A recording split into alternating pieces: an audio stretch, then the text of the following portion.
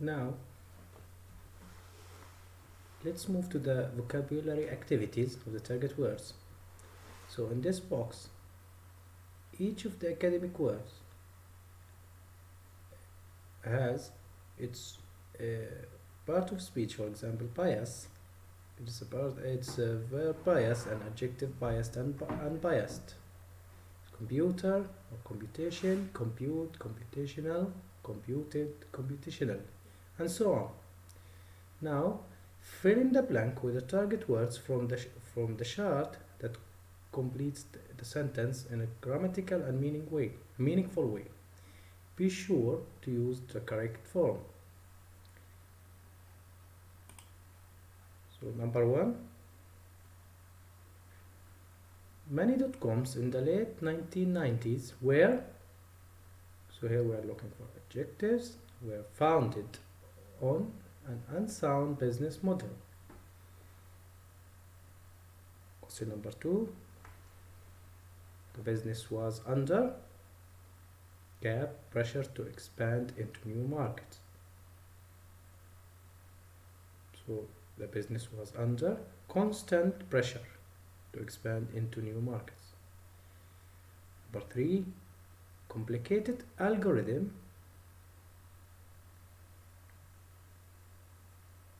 the importance of each web page for the purposes of ranking it.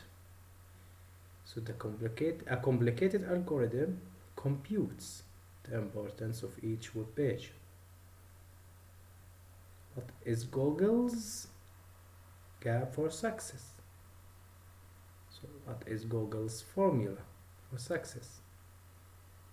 I know he had worked and want a job, but unfortunately that's not really relevant. We need someone with real expertise in the field. The last one, the websites of many reputable newspapers lack the careful of the print edition. They are full of errors. So the best answer will be editing. Moving to the question number B of vocabulary activities. The word bias has a technical and non-technical uses.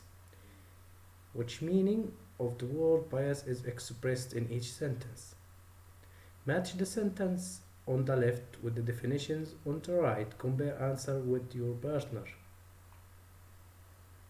So we have 5 definitions of the meaning of the word bias. Okay? So since the defendant was a relative, the judge excused himself to avoid any charge of bias.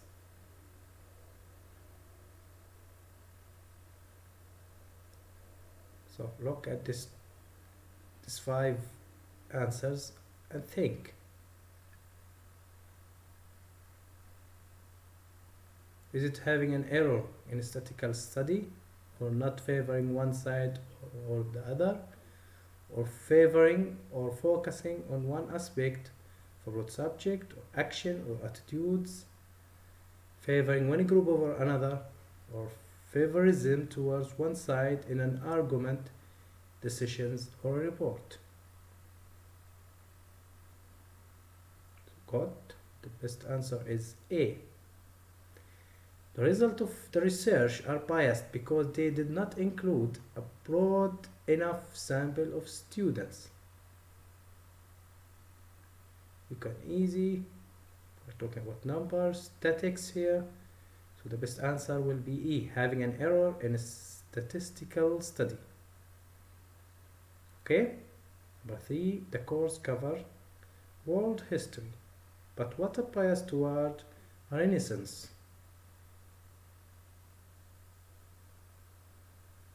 If you look carefully,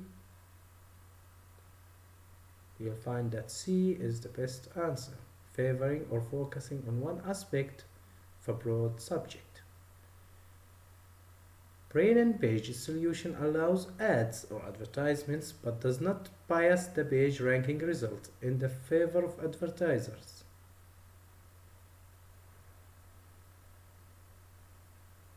So we are left with two. The best one is actions or attitudes favoring one group over another. The final one, she assured both sides that she had nothing at stake in the outcome and was trained to make an unbiased judgment. So we are left with the last answer, not favoring one side or the other. Okay? Now, here are some studies where the sample may be biased. What bias can you detect in the sampling method? Okay, so we are having two studies here. Our main objective of this question is to find in what way these statements are biased. Okay, so let me read it. Researchers want to know which candidate for public office is more popular. So they call people's homes Monday morning. One day before the election, candidate A is more popular in the telephone study, but candidate B wins Tuesday's election easily. What happened?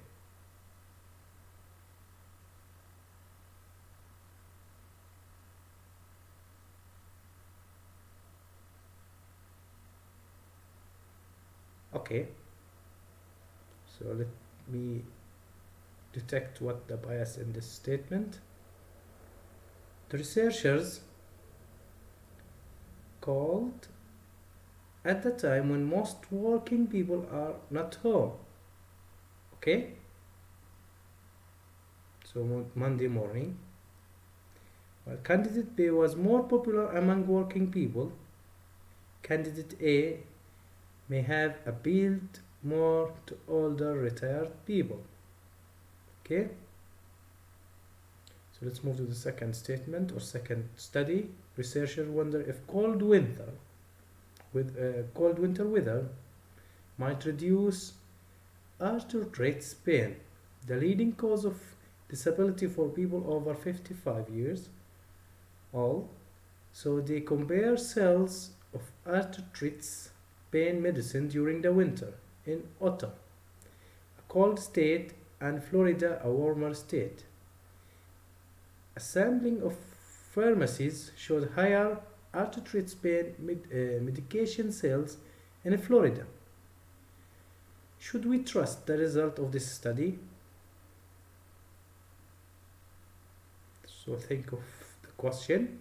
Should we trust this type of statement or this type of result from the study? Simply no. Because we need to know whether the average age of the population in this state is the same. As it turns out, Ottawa has much more youthful population than Florida, where many retired people live. Retired people are more likely to suffer from arthritis, so that sample is biased. Okay? Now, we can raise doubts about the claim if we show that the arguments and evidence offered in support are irrelevant. Consider the analogy used to support the thesis, university education should be free. So the analogy, both education and air are necessary for successful life. Air is free, so university education should be free too. Most people agree that education and air are necessary, but the argument is weak because the similarity is irrelevant. So there is no similarity between air and education. No relevance in the given data. So air is free because it's plentiful, not because it is necessary. There are also degrees of necessaries. To be convincing, an analogy needs many irrelevant similarity and few relevant differences. So let's move and answer the question number D about the analogy. So thesis, parents should have to get a license before they have children. So is there any relevance between license and having children? So let's see. The arguments of a poorly raised children can do as much damage as unlicensed driver for a motor vehicle. Citizens are required to pass a driving exam before driving a car alone. Likewise, parents should be required to prove that they are competent parents before they are permitted to have a child. So are these statements are relevant? I mean here the license and the children. So it's simply no. Driving is a specialized motor skills. But parenting requires no specialized motor skills training. It is easy to demonstrate driving ability in a short test. Parenting, on the other hand, would be much more difficult to test fairly. Okay? Second one, thesis: children should not be required to go to the school or to go to school. Okay? Argument: forcing children to attend school is a violation of their rights. Students and prisoners both must remain in the facilities against their will for extended period of time. Prisoner can be put in prison unless convicted in a court of law. Children are forced to go to school without a trial. Therefore, forcing children to go to school is a form of illegal imprisonment. So think about this statement. Is the giving information is relevant to each other? Simply no, because children only attend school for a portion of their day and have days and weeks off, whereas a prisoner typically spends 24 hours of every day in a prison, requiring some to stay in a location for part of a day is not the same as imprisonment. Compulsory schooling is mandated by law and upheld by court, so the action is legal. So once you force your children to go to school, it's illegal. Okay? Let's move to the third one. Okay? The final one here. Smoking should be allowed on the public sidewalks in the downtown areas of the major cities. Arguments. The arguments of this thesis: people can eat and drink while they are walking on the sidewalk, so they should be able to smoke too. So what do you think of the information here between the arguments, the analogy? So it's simply no, because secondary smoke can directly bother non-smokers. Non-eating pedestrians suffer no ill effects from those eating. The argument also overlooks the fact that eating and drinking are restricted in the area where they can harm building, furnishing and equipment. Okay?